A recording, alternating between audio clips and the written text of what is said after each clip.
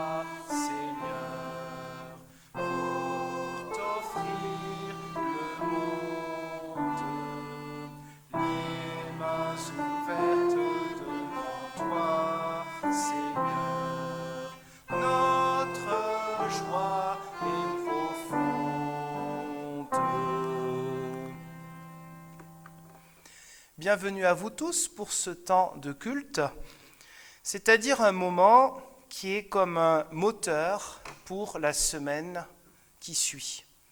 Un moment pour écouter une parole qui nous vient de loin, qui a traversé les générations et qui peut nous guider aujourd'hui encore. Bienvenue aux plus jeunes aussi qui se préparent dans quelques minutes à descendre pour poursuivre aussi un cheminement qui, je l'espère, j'imagine, vous sera aussi utile pour de très longues décennies.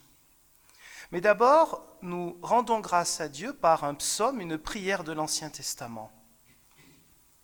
Dieu est pour nous un refuge et un appui, un secours qui se trouve toujours dans la détresse.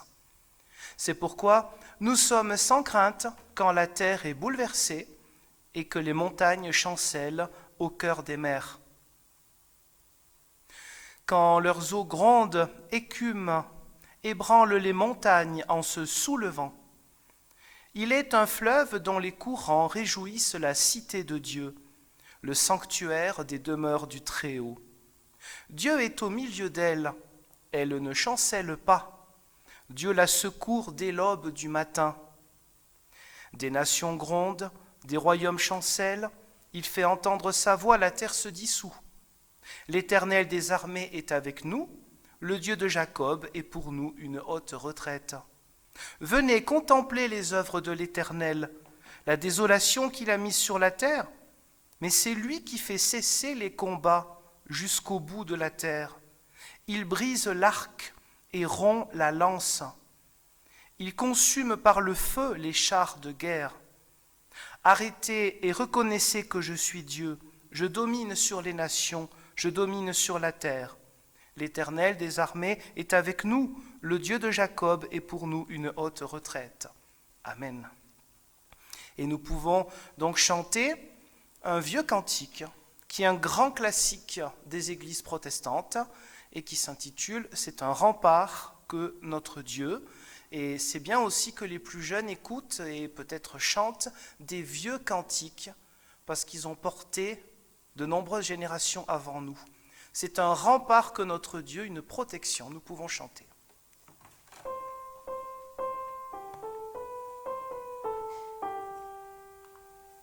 C'est un rempart que notre Dieu, si l'on nous fait injure,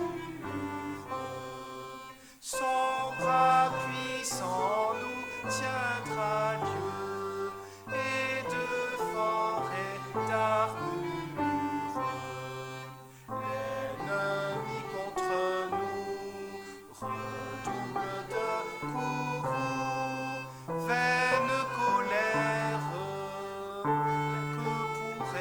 l'adversaire. L'Éternel détourne ses roues. Seuls nous penchons à chaque pas, notre force et faiblesse. Mais un héros dans les combats pour nous lutte sans cesse. Quel est ce défenseur? C'est toi, puissant sauveur, Dieu des armées, tes tribus opprimées connaissent leur libérateur. Que les démons forgent des fers pour accabler l'Église. Ta Sion brave les enfers, sur le rocher assise. Constant dans son effort, enfin avec la mort, Satan conspire pour briser son empire. Il suffit d'un mot du Dieu fort. Dis-le ce mot victorieux dans toutes nos détresses. Répands sur nous du haut des cieux ta force et ta sagesse. Qu'on nous ôte nos biens, qu'on serre nos liens, ta main nous garde, plus loin nos yeux regardent, car ton royaume est pour les tiens. Nous poursuivons avec un rappel dans les Écritures, précisément dans l'Évangile selon Luc, au chapitre 6, le verset 37. « Ne jugez pas, et vous ne serez jamais jugés. Ne condamnez pas, et vous ne serez jamais condamnés. Absolvez, et vous serez absous. » Prenons le temps de la prière. Oui, Éternel notre Dieu, nous connaissons ta parole, nous connaissons même par cœur certains versets, comme celui que nous venons d'entendre, d'une traduction ou d'une autre, et pourtant nous voyons bien qu'il nous est difficile de mettre cette parole en pratique dans notre vie quotidienne. Certes, le discernement, l'esprit critique, le dialogue nous sont demandés, mais il nous est plus facile parfois de nous considérer comme en état de supériorité par rapport aux autres, dans les différences que nous pouvons avoir. Et voici donc que nous ne sommes pas les disciples que tu attends véritablement. C'est pourquoi, avec réalisme, espérance, travail sur soi, nous te remettons, Seigneur, le poids de nos séparations d'avec ta volonté et donc avec les autres. Amen. Et en restant assis, nous pouvons chanter « Seigneur, rassemble-nous dans la paix de ton amour ».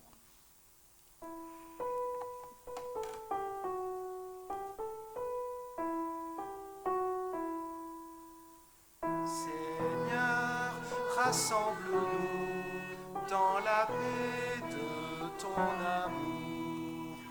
Nos fautes nous séparent, ta grâce nous unit, la joie de ta victoire éclaire notre nuit. Seigneur, rassemble-nous dans la paix de ton amour.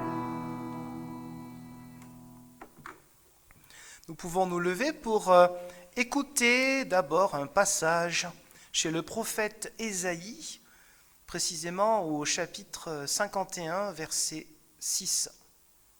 Regardez là-haut vers les cieux, puis en bas sur la terre. Les cieux s'évanouiront comme une fumée, la terre partira en lambeaux comme un vêtement, et ses habitants tomberont comme des mouches. Mais la délivrance que j'apporte subsistera toujours. Mon salut n'aura pas de fin. Cette parole prophétique évoque, et c'est valable aussi pour nous, qu'en plein milieu parfois des épreuves, du brouillard, sur la difficulté à voir l'avenir, eh bien les promesses de l'Éternel s'accomplissent tout de même dans notre vie et pour le monde. Cette délivrance, c'est aussi le pardon qui nous est donné en Christ le vivant, pour que nous soyons pleinement vivants. Amen. Nous pouvons donc chanter.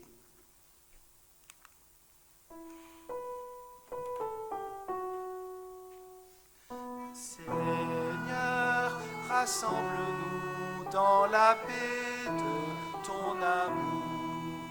Tu es notre espérance parmi nos divisions.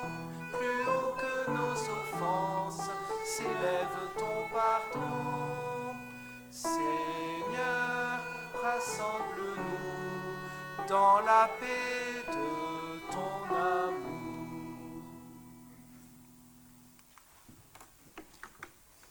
Prenons le temps de la prière. Éternel notre Dieu, conduis-nous par l'Esprit Saint dans l'écoute de ta parole. Permets que nous soyons toujours curieux de la comprendre, de la creuser, particulièrement lorsqu'elle nous choque ou nous pose problème. Permets que nous puissions ainsi la méditer et pouvoir aussi la partager et répondre à ceux qui nous posent des questions ou qui critiquent les Écritures, la foi ou les religions en général. Amen. Pour aujourd'hui, je vous propose un passage qui n'est pas dans les textes du jour, mais qui était proposé pour le culte des diaconesses jeudi dernier, donc je le reprends pour aujourd'hui, mais un texte qui colle quand même avec le temps de Carême, tout comme le temps de l'Avent. C'est dans l'Évangile selon Matthieu, au chapitre 24, précisément les versets 36 à 51, comme toujours, montrer à quoi ça ressemble dans la version grecque. Pour ce qui est du jour et de l'heure, personne ne les connaît, ni les anges des cieux, ni le Fils, mais le Père seul. En effet, comme ont été les jours de Noé, ainsi sera l'avènement du Fils de l'homme. En effet, aux jours qui précédèrent le déluge, les gens mangeaient et buvaient, se mariaient et mariaient leurs enfants, jusqu'au jour où Noé entra dans l'arche. Et ils ne se doutèrent de rien, jusqu'à ce que le déluge vienne et les emporte tous. Il en sera de même à l'avènement du Fils de l'homme.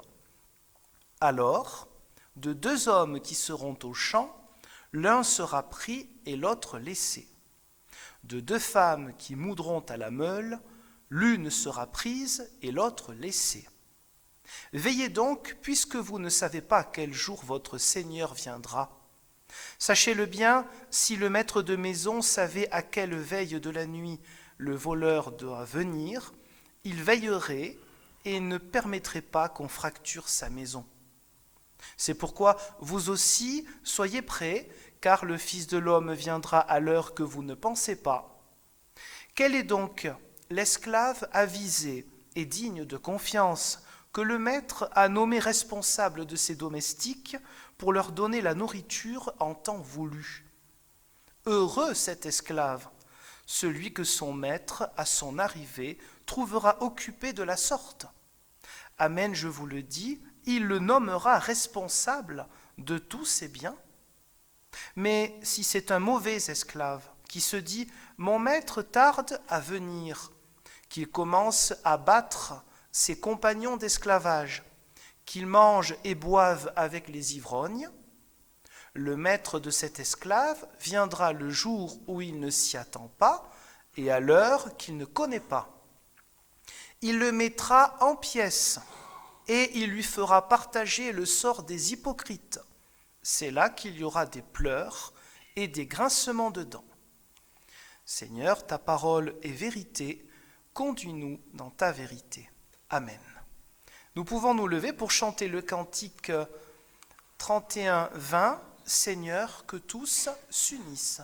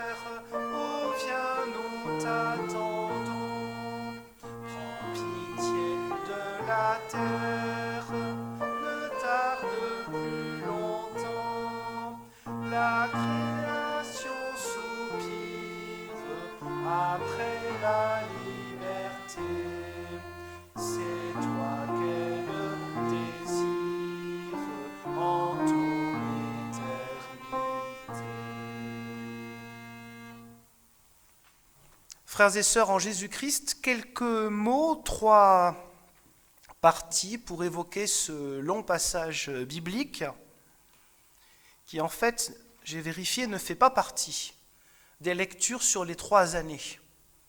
C'est l'inconvénient des 3 années, c'est qu'on ne peut pas avoir tous les passages bibliques. C'est bien de temps en temps d'en entendre un comme ça qui peut poser problème. Alors 3 points. D'abord, pourquoi ce texte me pose problème, et peut-être que nous avons les mêmes raisons d'avoir un souci avec ce genre de passage. Deuxième point, comprendre l'utilité de ce message. Et troisième point, laisser faire Dieu, c'est-à-dire agir en conséquence.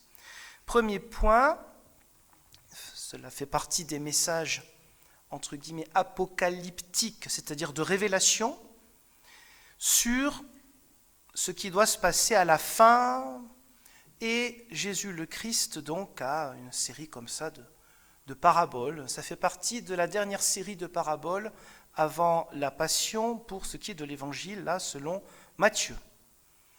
Donc, a priori, ce genre de texte me pose problème pour plusieurs raisons.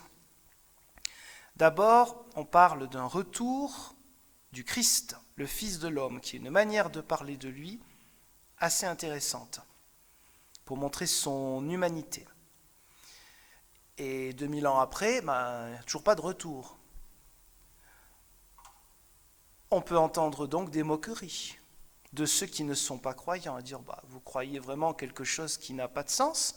Vous avez la preuve face à vos yeux que ce Dieu n'existe pas puisqu'il vous promet quelque chose qu'il n'a pas fait. Il faut répondre à ça. Cette critique, elle n'est pas stupide. La critique de l'athéisme, parfois critique virulente, on doit la recevoir parce qu'elle nous permet de travailler notre foi, d'exercer notre foi et notre réflexion. Donc ça, déjà, a priori, problème. Ensuite, ce genre de texte, j'ai l'impression presque que Jésus le fait exprès, de nous faire tourner en rond sur cette question que posent les disciples. Pourquoi ? Parce qu'on nous dit de veiller, c'est l'un des messages qu'on va reprendre après. D'un autre côté, il reviendra quand on ne s'y attend pas. Pourtant, veiller, ça veut dire quand même s'attendre à ce qu'il revienne, sinon pourquoi veiller? Bon, il y a plein de choses un peu compliquées qui semblent a priori très contradictoires dans ce genre de passage. Ensuite, au sein du christianisme, on peut tourner en rond sur ce genre de questions. Pourquoi? Ce genre de sujet, je l'ai évoqué en réunion de quartier, parce que certaines personnes m'ont posé des questions là-dessus, sur ce genre de passage. On nous dit à un moment, donc il y a deux hommes qui sont dans un champ, un qui est pris, l'autre laissé, pareil pour les femmes. Alors, ceux qui posent la question, et la foi là-dedans? Dans ce passage-là, il n'est pas question de la foi du tout. 1 sur 2, ça voudrait dire que la moitié de l'humanité serait au bon endroit et l'autre non. Ce n'est pas du tout une histoire de foi. Et puis dans un autre passage, il est question du serviteur ou esclave avisé. On y viendra tout à l'heure. Donc avec ce genre de passage, où il est question de signes, où on se demande à quoi il sert, on se dit mais est-ce qu'on ne tourne pas en rond? Moi, c'est les questions des fois que je me pose et qui donc me posent problème. Enfin, évidemment, le troisième gros problème avec ce passage, mais ce n'est pas la faute de ce passage, ce sont les interprétations des manipulateurs, c'est-à-dire de toutes sortes de gourous dans des sectes. Les deux plus célèbres, évidemment, qui se disent chrétiennes, c'est la Watchtower, qu'on appelle Témoins de Jéhovah, ou les Mormons, mais dans beaucoup d'églises dites évangéliques, qui n'ont d'évangélique que le nom, finalement, eh bien, on a des personnes qui peuvent devenir des gourous et qui font peur aux autres, et c'est facile, puisqu'à chaque époque, il y a des soucis. Des guerres, des tremblements de terre, il y en a à chaque époque, et à notre époque aussi. Et on est tous choqués, scandalisés par ce que l'on voit ou ce que l'on entend, et pas simplement sur les territoires appelés Israël ou Palestine ou Gaza. Il y en a ailleurs aussi des problèmes comme ça. Donc à chaque époque, des gens mal intentionnés vont utiliser ce genre de passage pour dire, voyez, ça y est là, il va venir. Mais pour faire peur aux gens. Est-ce que le Christ a voulu faire peur aux gens? Moi, je ne le crois pas du tout. Enfin, ce genre de passage, là aussi, au-delà de la manipulation, dernier point de ce qui me posait problème, mais ce n'est pas la faute au passage, c'est la vision magique et païenne que peuvent avoir des chrétiens sur ce genre de passage. Je m'explique. Prendre ce genre de passage pour en faire un texte comme un vieux grimoire qui annonce comme ça la fin du temps en évoquant des secrets, des codes secrets pour comprendre, dénicher ce qui se trouve dans les Écritures. C'est toujours à la mode, ce n'est pas d'aujourd'hui, et même vous trouverez des émissions soi-disant intelligentes, même sur des chaînes soi-disant de bon niveau sur vos écrans. Et bien sûr, sur Internet, il y a tout, donc tout et n'importe quoi, et aussi des pasteurs autoproclamés et autres évangélistes autoproclamés qui vont évoquer ça en disant « Regardez, les maladies, le Covid, Israël, tout ça. » C'est facile. À chaque époque, on peut vous faire le coup. Donc, que pouvons-nous retenir de ce genre de texte? Qu'est-ce que nous pouvons en faire, si j'ose dire? Là, je passe au point 2. D'abord, comprendre pourquoi le Christ évoque ce genre de sujet. Il évoque quelles sont les causes de ce passage. Eh bien, les causes, c'est assez simple. Le Christ répond à des questions. Et là, en l'occurrence, c'est le verset 3 que nous n'avons pas entendu, parce que nous avons entendu les passages du verset 36 au verset 51, au verset 3 de Matthieu 24. Comme il était assis sur le mont des Oliviers, les disciples vinrent lui demander, en privé, « Dis-nous, quand cela arrivera-t-il? Quel sera le signe de ton avènement et de la fin du monde ?» Donc Jésus répond aux questions. Il aurait pu ne pas le faire. Et cette réponse peut nous embêter. Alors l'évangéliste aussi, il faut toujours se poser des questions de base, toutes simples, avant d'aller dans des sphères hautement spirituelles. Qui écrit? Ce n'est pas Jésus qui écrit, c'est Matthieu qui écrit. Il écrit à quelle époque? Il écrit à la deuxième génération des chrétiens. Matthieu se souvient de ce message, parmi d'autres, de Jésus le Christ. Il l'écrit. À qui? Eh bien, à des paroisses, à des églises locales. Pourquoi? Eh bien, pour que les chrétiens de son époque soient vigilants. Vigilants à quoi? On va y venir après. concrètement, ce qui était utile à l'époque, et pour nous aujourd'hui, on y vient au point 3. Il faut toujours penser que quelqu'un qui écrit, comme pour aujourd'hui, il fait des choix. Il a aussi sa propre mémoire, il a ses priorités, et puis il s'adresse à des personnes. Les évangiles ne sont pas en tant que tels des récits biographiques. Ça y ressemble un peu parfois, alors on peut s'y laisser piéger. Les 4 évangiles, en fait tout le Nouveau Testament qui est évangile, qui est bonne nouvelle en réalité, est une exhortation, un recueil de paroles et donc une adresse à des personnes bien vivantes à l'époque. Et remarquons quelque chose, c'est que cet évangile de Matthieu, qui est donc un évangile canonique, c'est-à-dire qu'il est fiable, lui, avec les 3 autres, contrairement à de très nombreux autres textes qu'on appelle apocryphes, eh bien cet évangile canonique, il traverse les siècles. Il est, on va dire entre guillemets, populaire à l'époque, les années 60, 70, du 1er siècle évidemment, mais à ce moment-là, la 2e génération de chrétiens se pose la question, Jésus n'est toujours pas retourné. Qu'est-ce qu'on fait? C'est pour ça aussi que Matthieu leur rappelle ce genre de passage, d'être vigilants sur leur comportement. Mais allons plus loin, dans le temps, ou plus près plutôt. Le 3e siècle, ça commence à faire, le 3e siècle par rapport à Jésus. Le 3e siècle, c'est là où le canon des Écritures de notre Nouveau Testament est, je mets des guillemets, officialisé, parce qu'il n'y a pas une instance comme ça qui s'est réunie à 12 ou à 15 ou à un synode, ou même un concile d'ailleurs. C'était déjà plus ou moins évident avant les grands conciles qui ont commencé en 325. C'était assez évident que nous avons 27 textes que nous connaissons tous, ce qu'on appelle le Nouveau Testament, les textes canoniques. Mais au IIIe siècle, ils ont encore plus la question, le problème de se dire, mais enfin, il nous annonçait qu'il revient, il n'est toujours pas revenu. Et pourtant, ces évangiles-là ont été gardés, et même ont été protégés, les quatre canoniques. Pourquoi? Parce que le discernement, la sagesse de l'Église primitive, et un peu moins primitive déjà, au IIIe et IVe siècle, est de dire, à toute époque, même ce genre de passage peut nous être utile. Alors en quoi est-il utile à l'époque et nous aujourd'hui? C'est le 3e point, c'est de comment est-ce que nous pouvons trouver quelque chose de spirituel et de fort pour nous aujourd'hui, malgré ces versets qui, peut-être pour vous, vous posent autant de problèmes, peut-être ne sont-ils pas exactement les mêmes que les miens, ce que j'ai évoqué tout à l'heure en point 1. Veillez, il y a une histoire de jugement, il y a une histoire de séparation. C'est Dieu qui agit, pas l'être humain. C'est à Dieu d'agir dans le jugement, pas l'être humain. Et là, nous commençons à voir ce que d'ailleurs nous savions déjà dès la première alliance. Car dès l'Ancien Testament, plusieurs passages évoquent quoi?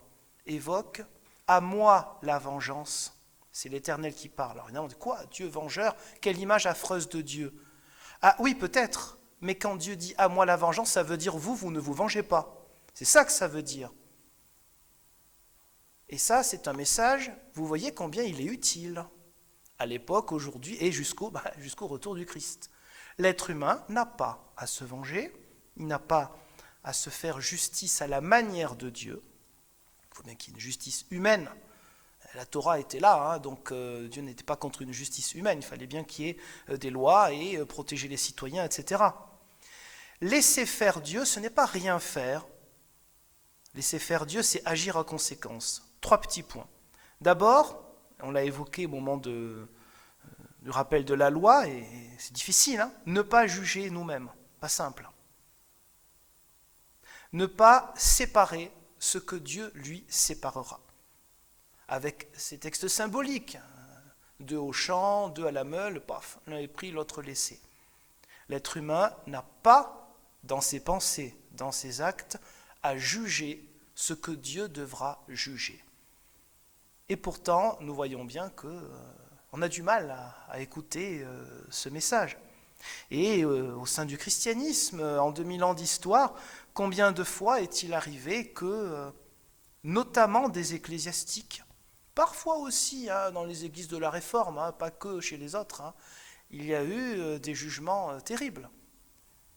C'est assez rare, mais il est arrivé que même dans certaines églises réformées, alors sans doute pas beaucoup en France, dans certains coins presbytériens d'Écosse, certaines îles un peu paumées, il arrivait que des pasteurs, et pourtant formés et tout, presbytériens, lorsqu'il y avait un culte de consolation, pouvaient dire encore jusqu'au XVIIe, parfois début XVIIIe siècle, telle personne n'est pas sauvée, celle qui est dans le cercueil là. J'ai bien dit, c'était minoritaire au sein des églises réformées. Ça a pu arriver, pas que chez les autres, c'était minoritaire, mais ça a existé. Pourquoi ? Parce qu'ils ont utilisé une certaine compréhension de la double prédestination de Calvin, et je dis bien une certaine compréhension, et ça a mené à des horreurs, dire des choses. Ce n'est pas un pasteur à juger, à dire quoi que ce soit. D'ailleurs, on proclame l'espérance. Le jugement n'appartient à personne comme un être humain pour ce qui est du salut. C'est Dieu qui jugera, c'est pas nous. Remarquons d'ailleurs, dans Agir en conséquence, laisser faire Dieu, que le réformateur Jean Calvin, non pas dans l'institution chrétienne, mais dans ses commentaires sur le Nouveau Testament, qui est aussi un sacré bloc, c'est bien costaud, tome 1, page 626, sur ce passage, j'ai résumé un petit peu, il dit quoi ? Les apôtres doivent veiller encore plus que le peuple. Il fait une distinction qui peut-être aujourd'hui nous choquerait. Il fait une distinction entre le peuple et les apôtres, et ensuite entre les pasteurs et entre guillemets les laïcs. C'est Calvin qui fait ça, en disant attention, la vigilance. Il parle de quoi quand il écrit ça, Calvin ? Il parle de l'esclave avisé, le serviteur avisé, celui qui doit donner nourriture. Et non pas l'esclave qui dit mon maître tarde à venir, je vais battre les autres. Donc là, la violence, elle vient de l'homme, pas de Dieu. Et je vais manger et boire avec des ivrognes. Calvin interprète ça en disant attention les pasteurs, c'est vous qui êtes en première ligne pour donner la nourriture spirituelle au peuple. Soyez vigilants avec votre propre comportement et vos paroles. Les paroles, ça ne suffit pas. Voilà, il faut entendre ça. Ça, c'est une interprétation que je trouvais intéressante. Rappelons aussi que les réformateurs, quelle que soit leur tendance et leur pays, n'étaient pas fanatiques de ce genre de texte, justement, et qui préféraient parler plus de l'espérance et du salut par la foi que du jugement. Mais ces textes existent, on ne peut pas faire comme s'ils n'existent pas, ou être malhonnête en disant « oh, j'en parle pas », tout ça. Mais laissons Dieu être Dieu, c'est lui qui doit juger, ce n'est pas à nous de juger. Et donc je pense que on trouve là matière spirituelle et concrète pour nous aussi aujourd'hui. Et enfin, dernier point dans ce troisième point, une symbolique importante qui est derrière, c'est la création.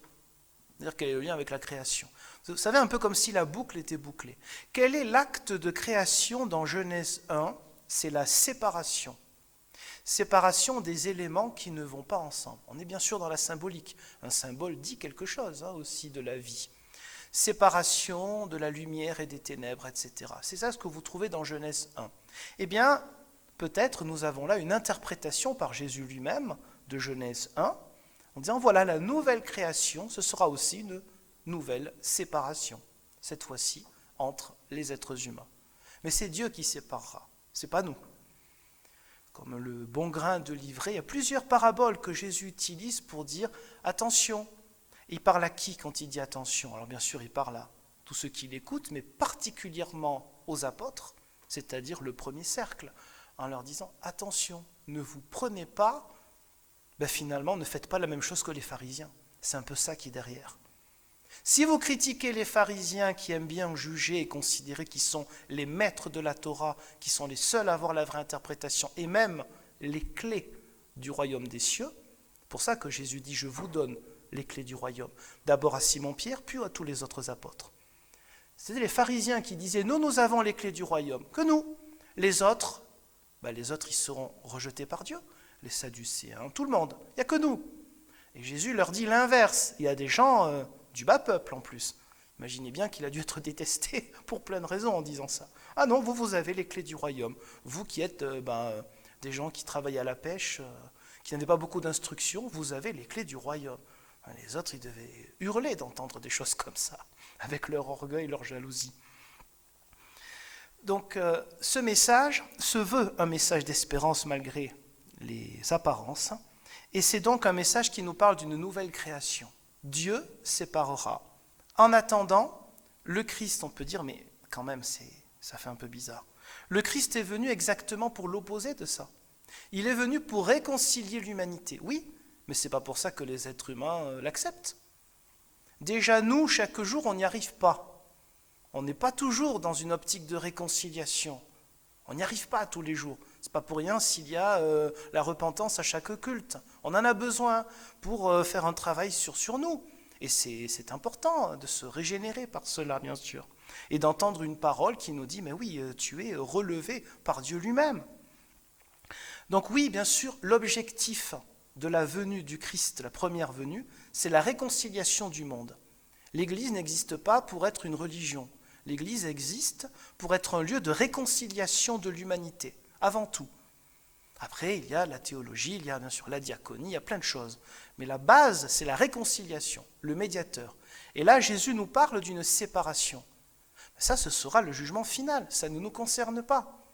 Nous n'avons ni à en avoir peur, ni à nous dire, mais alors qu'est-ce qui se passe ? Les êtres humains sont libres de rejeter cela. Laissons Dieu être Dieu, et nous, notre action, elle est de vivre pour la réconciliation, car le Christ est venu pour réconcilier. Ce qui suit après ne nous concerne pas. Sans doute, cela fait partie de bien des éléments que nous pouvons trouver, je trouve, d'utiles dans ce genre de passage biblique, alors que Dieu nous guide et nous soit en aide pour agir comme des moteurs d'unité dans notre vie par sa grâce et entre nous et bien sûr pour le monde entier. Amen.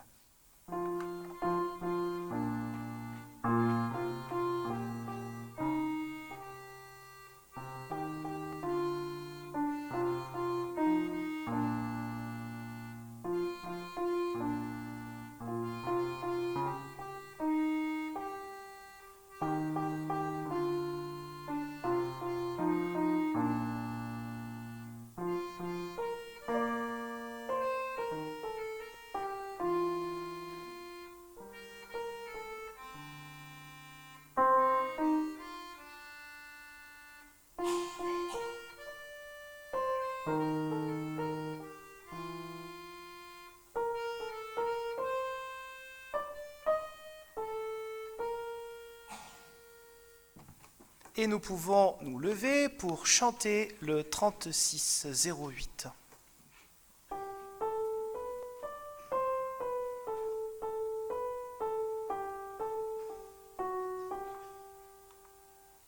Ô Jésus, tu nous appelles à former un même corps.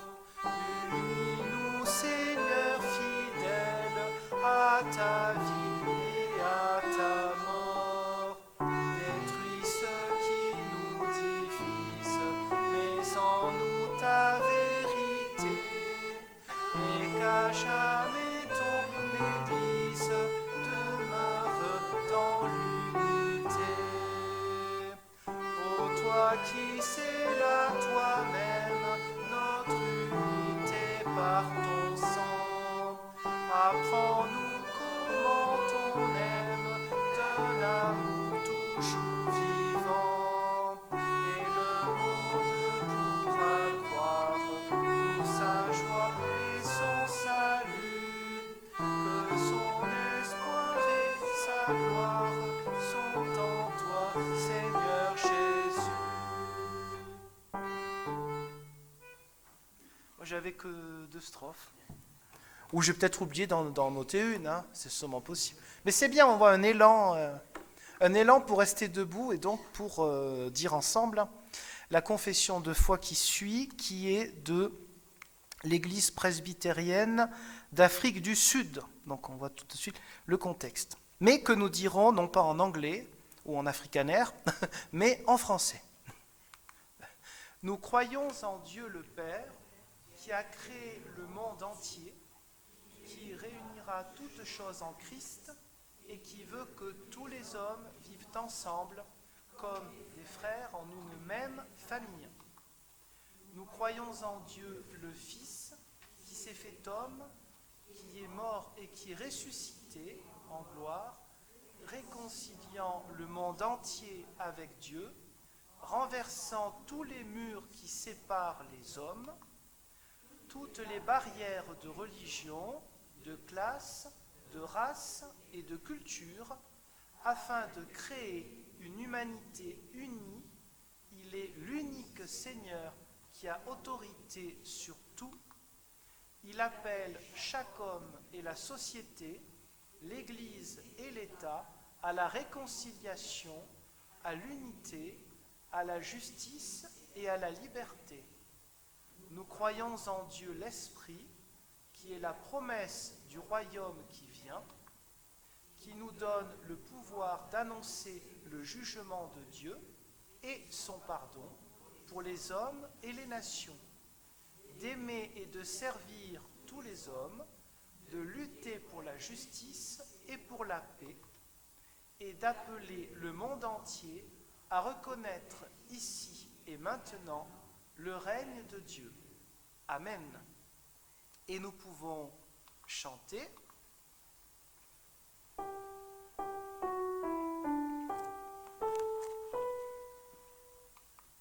Gloire à Dieu notre Créateur, gloire à Christ notre Rédempteur, gloire à l'Esprit consolateur,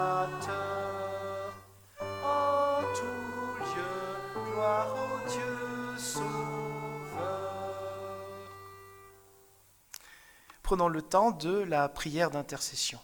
Éternel notre Dieu, à l'écoute de notre monde ou de ce que nous en comprenons par des médias, par beaucoup d'intermédiaires, parfois plus ou moins bien intentionnés, nous voici scandalisés par des images de violence, par des chiffres pour compter le nombre de morts, et nous nous sentons bien désorientés sur l'action à poursuivre. Pourtant, tu nous appelles à être des porteurs d'unité, unité dans notre vie avec toi, unité au sein de nos églises locales, unité de l'Église universelle aussi, afin d'être des signes, mais pas simplement des signes, aussi une réalité qui proclame la possibilité de l'unité de toute l'humanité. Voici, Seigneur, que nous sommes attendus par toi pour cela.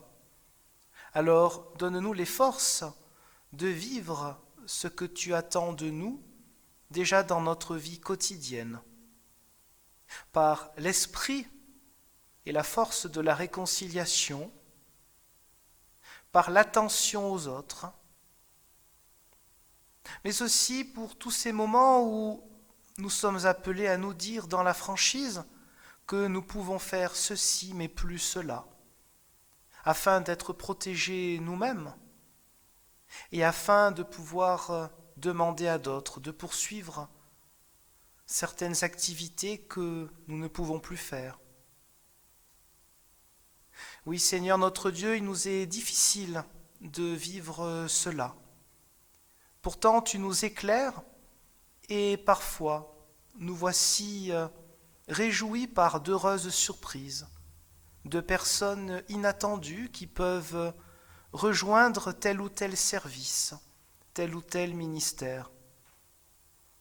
Permets, Seigneur, que nous soyons à l'écoute et attentifs aux personnes qui pourraient continuer ou commencer une forme de service au sein de notre Église, que ce soit l'association cultuelle ou l'entraide protestante.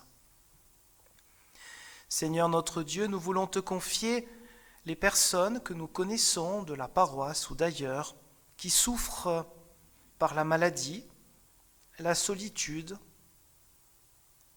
La dépression permet que nous puissions être à l'écoute. Nous te prions aussi pour tous ceux qui sont dans la joie des bonnes nouvelles, dans leur famille, pour leur profession, pour des naissances, pour la réussite d'une manière ou d'une autre de leurs enfants. Permets aussi que nous puissions nous joindre à leur joie et leur proposer de rendre grâce au Dieu créateur et qui veut la joie de toute l'humanité. Et ensemble, dans la communion que le souffle saint donne à toute l'assemblée universelle, nous pouvons dire maintenant, Notre Père qui es aux cieux, que ton nom soit sanctifié, que ton règne vienne, que ta volonté soit faite sur la terre comme au ciel. Donne-nous aujourd'hui notre pain de ce jour. Pardonne-nous nos offenses, comme nous pardonnons aussi à ceux qui nous ont offensés.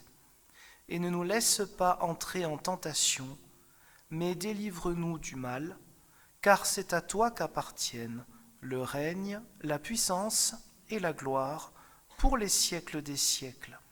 Amen. Pouvons nous lever pour recevoir un mot d'envoi et de bénédiction. À travers les Écritures, nous nous rappelons aussi que les exhortations, les paraboles, parfois dures à entendre, ce sont aussi à but de déclic, selon les moments et selon notre psychologie, notre personnalité. Certains textes nous parleront plus que les autres, c'est normal.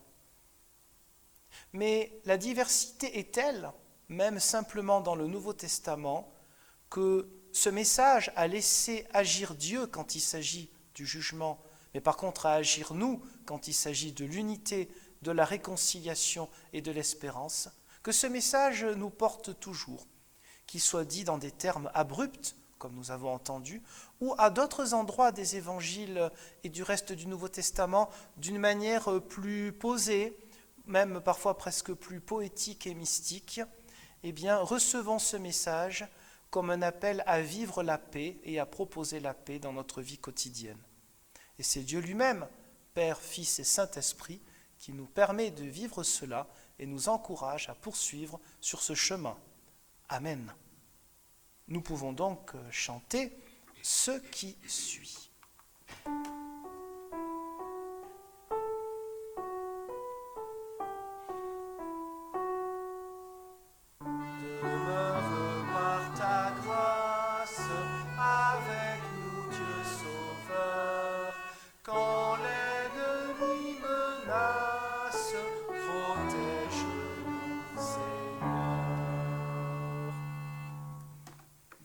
Je vous souhaite une bonne continuation de ce dimanche apparemment ensoleillé et je vous dis à bientôt, Dieu voulant.